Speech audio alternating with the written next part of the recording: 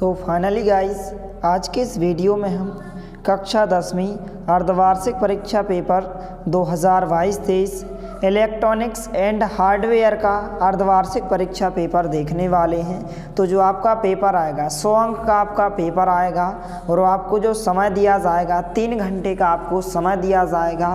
तो चैनल पर नए हैं तो प्लीज़ चैनल को सब्सक्राइब कीजिए, क्योंकि इसी तरह आपको और अन्य सभी विषयों के अर्धवार्षिक परीक्षा के पेपर चैनल के माध्यम से उपलब्ध कराए जाएंगे। तो चलिए वीडियो को स्टार्ट करते हैं। तो सबसे पहले हम सही विकल्प देखने वाले हैं। पहला प्रश्न इस प्रकार से है कि निम्नलिखित में से कौन संचार चक्र के अंदर संचार का तत्व नहीं है। तो जो समय होता है इसका राइट आंसर समय होगा। तो इनको आपको अच्छे से तैयार कर लेना है। इसके बाद दूसरा प्रश्न है, एक सीधी शरीर की मुद्रा दिखाता है। तो कौन दिखाता है? आत्मविश्वास दिखाता है।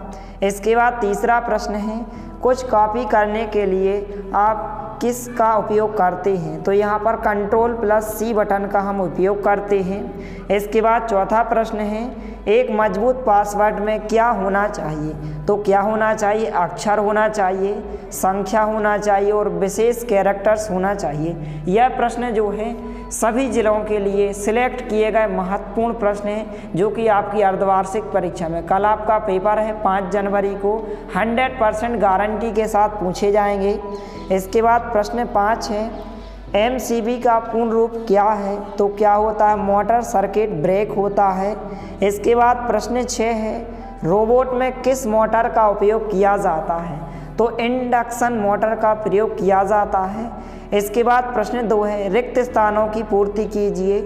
पहला खाली स्थान है, मोटर में फ्लेमिंग के किस नियम का प्रयोग किया जाता है? तो फ्लेमिंग के बाएं हाथ का प्रयोग किया जाता है। इसका आंसर क्या होगा?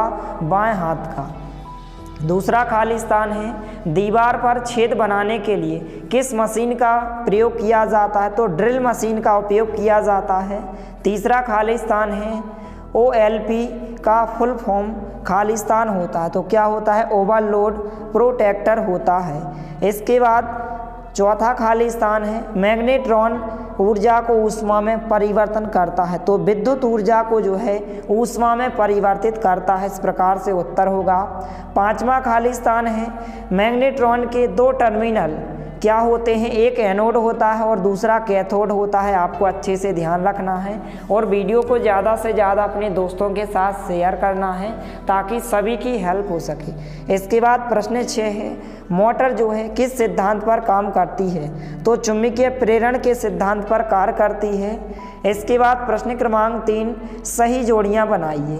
यहाँ पर इस प्रकार से आ और बाद 2 स्तंभ दिए गए हैं। इनके आंसर जो है इनके सामने लिखे हैं। जैसे पहला है सर्किट संरक्षण उपकरण, तो इसका आंसर क्या होगा? फ्यूज होगा। दूसरा है मिक्सर, तो इसका आंसर क्या होगा? जार होगा। और जो रीमर होता है इसका आंसर क्या होगा? फाइल का प्रकार होता है। और माइक्रोवेव ओवन जो होता है मैग्नेट्रॉन होता है। इस प्रकार से आंसर होगा। इसके बाद 5वें नंबर पर दिया गया है ट्रांसफार्मर, तो क्या होता है? उच्च AC वोल्ट होता है। इसके बाद तार का इंसुलेशन, यह क्या होता है? रिंच होता है। इस प्रकार से आपको अच्छे से ध्यान रखना है। इसके बाद कुछ हम प्रश्न देखने वाले हैं जो कि आपसे 3 अंक, 5 अंक और 7 अंक में पूछे जाते हैं, इसलिए इनको आपको अच्छे से तैयार कर लेना है। जैसे प्रश्न 5, तनाव प्रबंधन क्या है?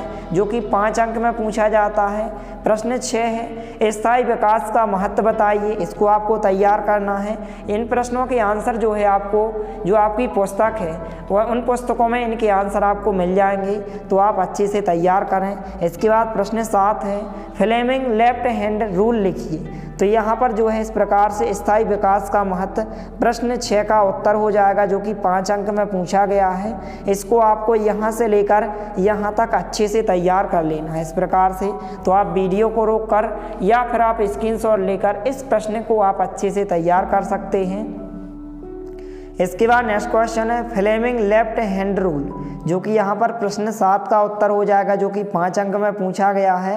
फ्लेमिंग लेफ्ट हैंड रूल इस प्रकार से होता है, आपको यहाँ से लेकर यहाँ तक इसको आपको अच्छे से तैयार कर लेना और इस चित्र को भी आपको बनाकर देख लेना है।